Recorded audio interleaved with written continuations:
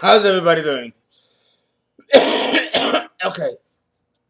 Uh, okay. Understand that I am on crunch time, and if I can sit here and tell you all the problems that I've had to go through, but this is very common.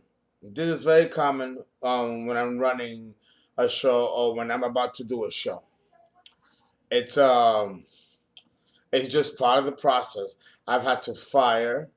I've had to redo all kinds of adjustments, all kinds of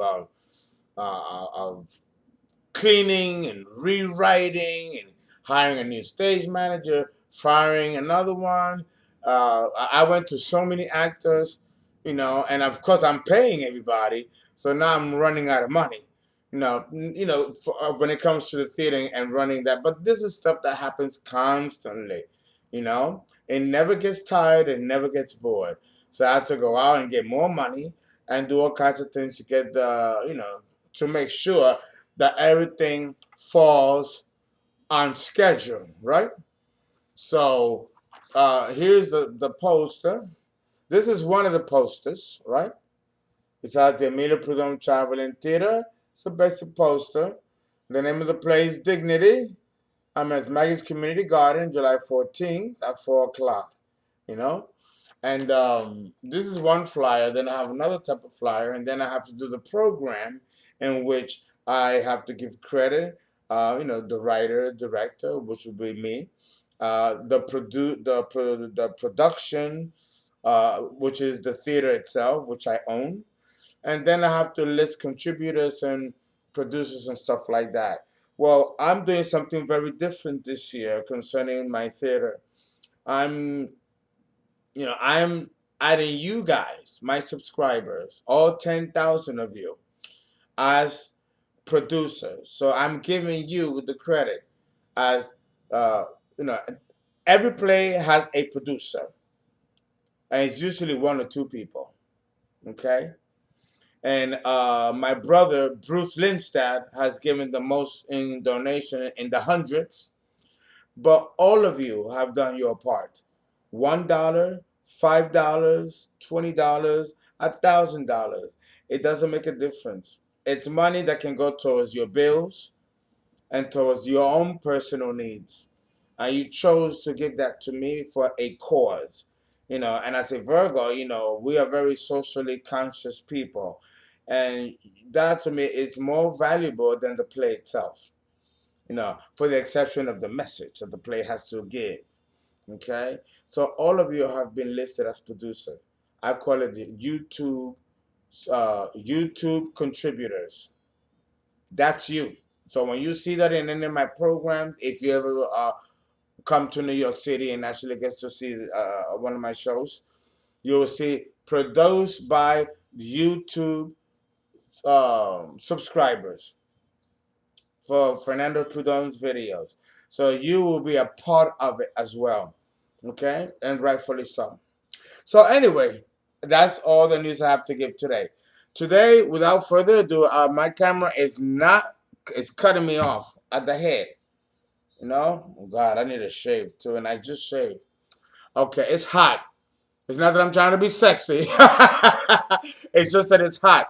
I'm scorching hot. Okay, and now it's moved again. Okay, today we are going to talk about incompatibility of signs. Aquarius and Aquarius. You would think that this sign should be harmonious and it should be peaceful, but it's not. This sign, remember, it's fixed air, fixed and fixed. Fixed and fixed breeds familiarity, particularly with the air signs. And that can also lead to boredom, complacency. Okay? So understand that when you're dealing with Aquarius, man or woman, you're dealing with eccentricity, unconventionality.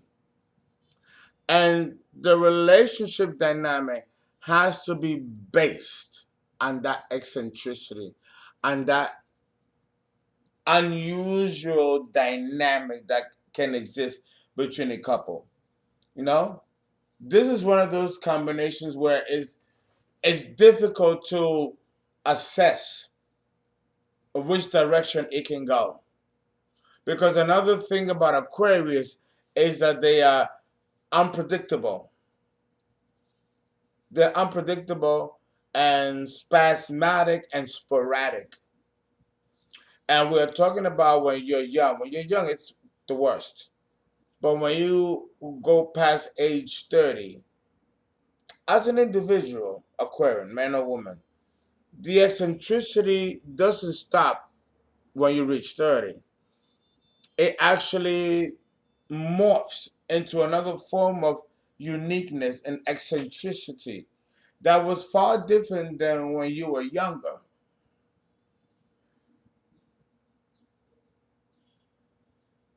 Aquarius in itself is a process of self discovery. I mean, that's basically and essentially true of all the signs, you know, especially when we're trying to discover ourselves and invent ourselves or reinvent ourselves. We are constantly transforming. I'm talking about as human beings, as a human species. And Aquarius, but with Aquarius, this becomes the central focal point. They want to assert their individuality and and in overdoing that, they can run the risk of being too eccentric or too disconnected. The other problem with Aquarius, you know, still talking as individuals before we go into the topic of the relationship, is that they are full of contradictions. They're more contradictory than you would think.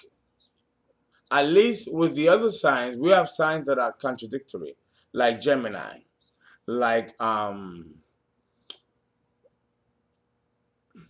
Pisces, okay? Aries, particularly the Aries woman. So you do have signs that are quixotic in their behavior, eccentric, or are a bundle of contradictions. Well, Aquarius is not expected to be contradictory, right? Only the signs that I just mentioned are famous for being contradictory or having contradictory natures. On a quiet tip, Aquarius is also one sign that is contradictory in nature, but on a quiet tip, you know, because Aquarius can assert its virtue and philosophy, and then at the last minute, flip it on you and go another direction, and you will never have seen it coming. You won't have an intrinsic understanding as to why it happens like that.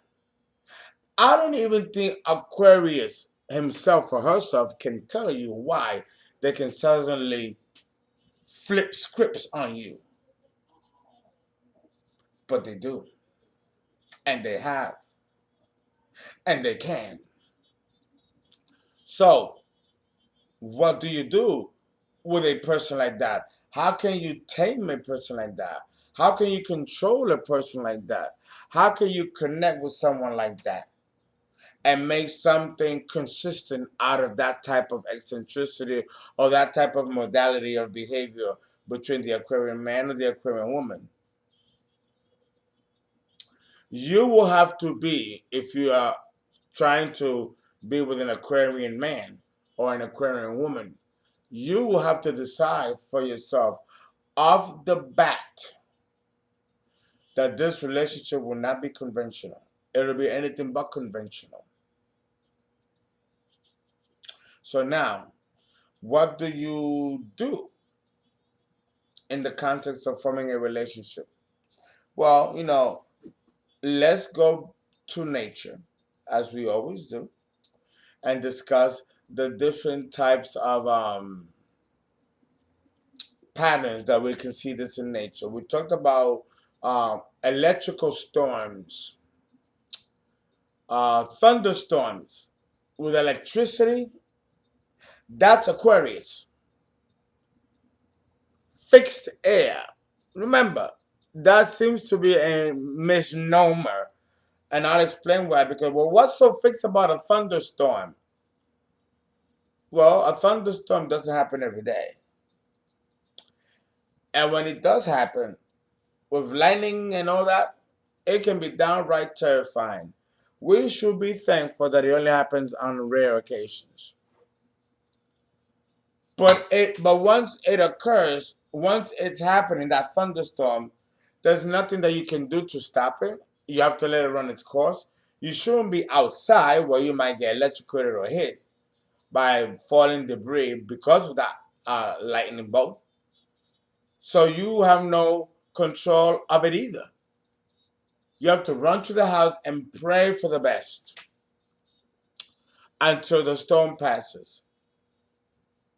That is a great analogy when we're talking about the unpredictability of Aquarius and the planet Uranus. So, this tornado, not tornado, but this storm, thunderstorm with the electrical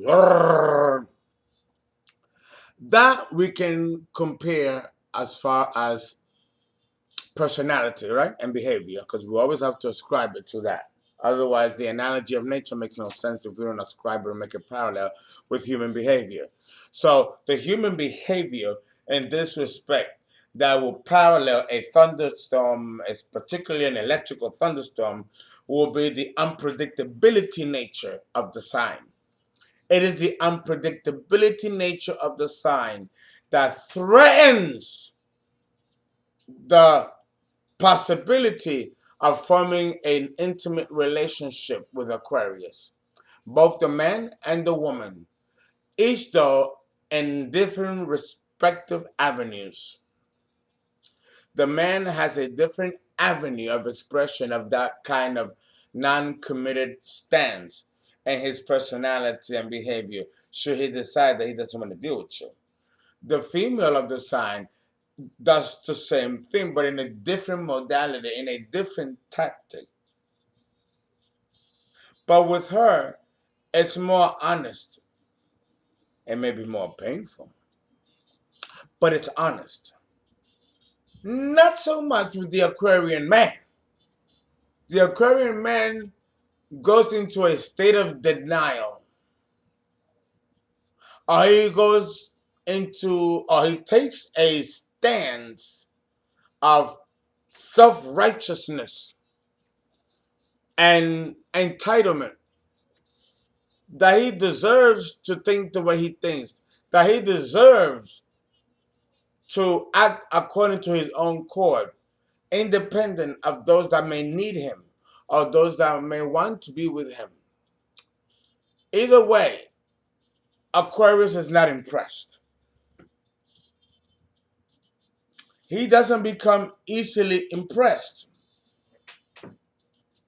He's not moved by emotional confessions of love and sentiment.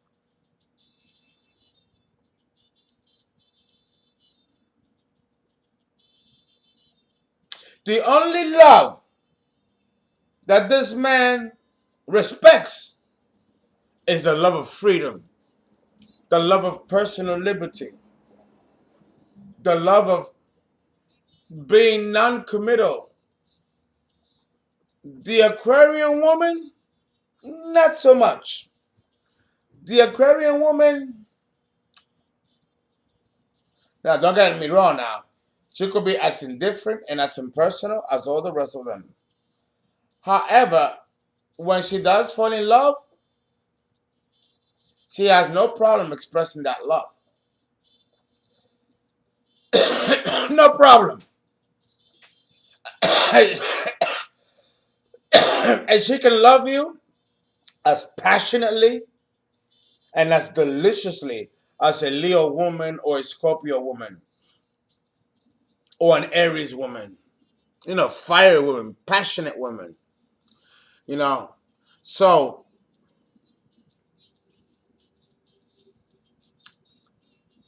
what can get her to that point where the man can say, "Oh my God, she's in love with me and she's showing it"?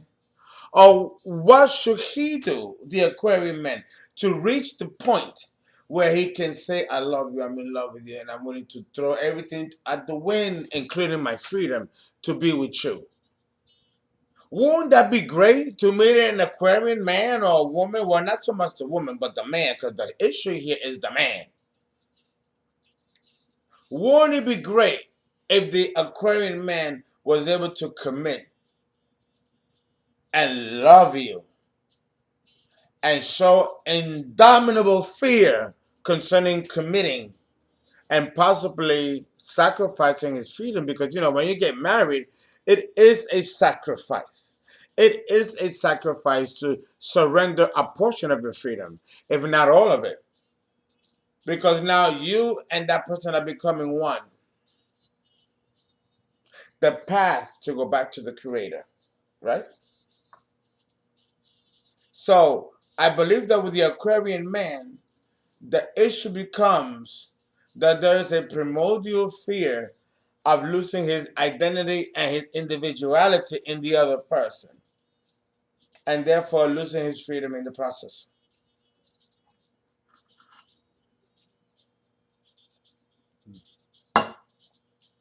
The Aquarian female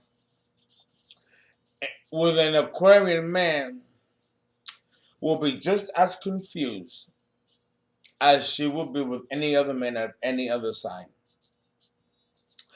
Just because you are of the same sign doesn't mean that you understand each other's psychology as a male and a female.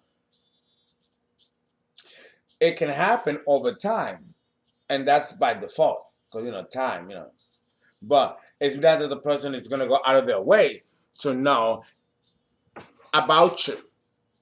You know, Aquarius is so impersonal that he or she will not go out of their way to discover who you are, find out who you are. If anything, they'll hit a button and Google, and I doubt if they'll even do that. They want the experience of getting to know you, but at the same time, they're already coming with a particular psychology that they are the best and they're the highest form of expression of God on the planet. And we're talking about more elevated ones, because the more elevated ones are the ones that truly have the problem. You would rather deal with an Aquarian man or woman that's a little lower on the strata, because they will be at least a little bit more humble. If you don't know something, sit down and keep quiet. But that will never be Aquarius. Aquarius is moved by cosmic universal forces. Virgo, like I mentioned, is a commander of forces here in nature as a nature's earth sign. The same energy is seen in Aquarius, but in a cosmic scale. In a cosmic scale, you know? And that cosmic scale is above reach the normal human consciousness, which is why Aquarians are so different than the rest of us.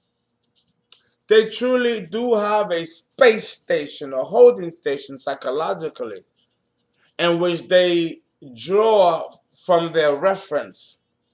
That's their reference point. Their reference point is not here on Earth. That's for all of us, but not for Aquarius.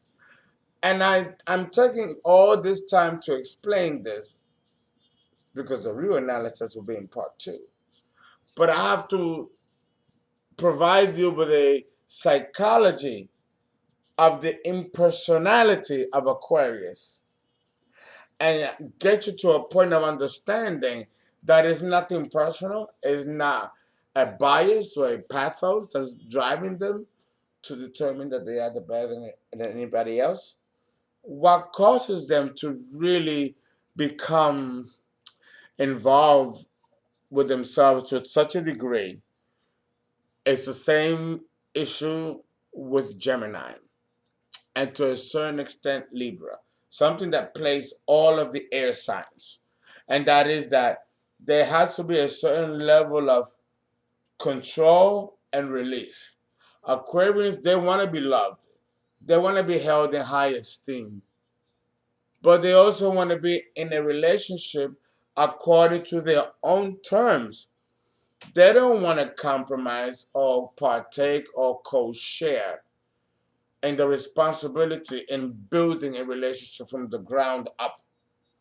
You know, the Aquarian man, if especially the Aquarian man, wants to deal with as less hassle as possible, as less fuss as possible. So then, what do you know? How does that translate into being in a relationship where there are always going to be bad moments, good moments? There's going to be challenges, and there's going to be times where you have respite and joy.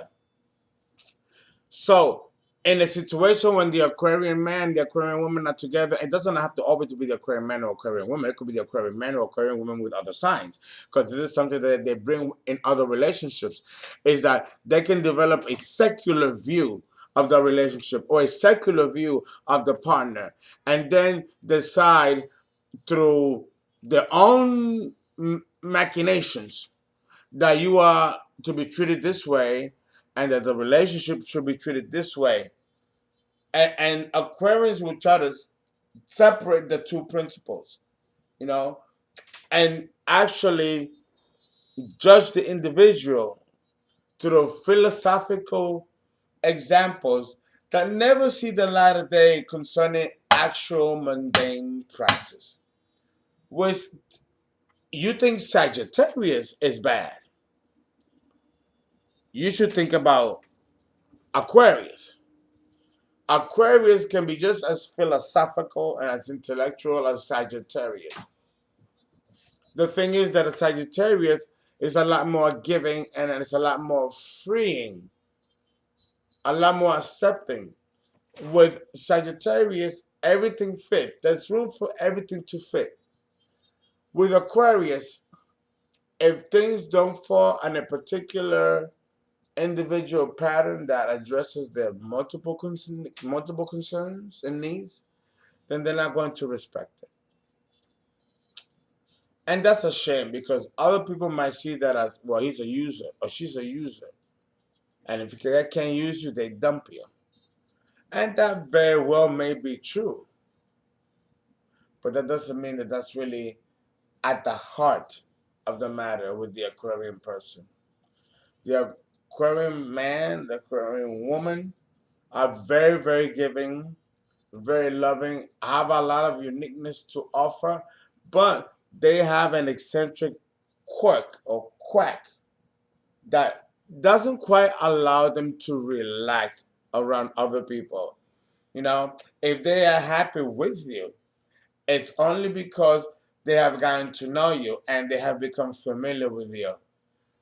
But if that hasn't happened, then that level of comfortability is not going to occur within the context of the relationship.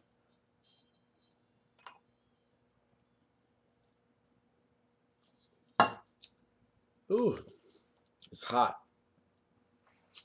You know, it's New York City. It was like 95 degrees, 98 degrees.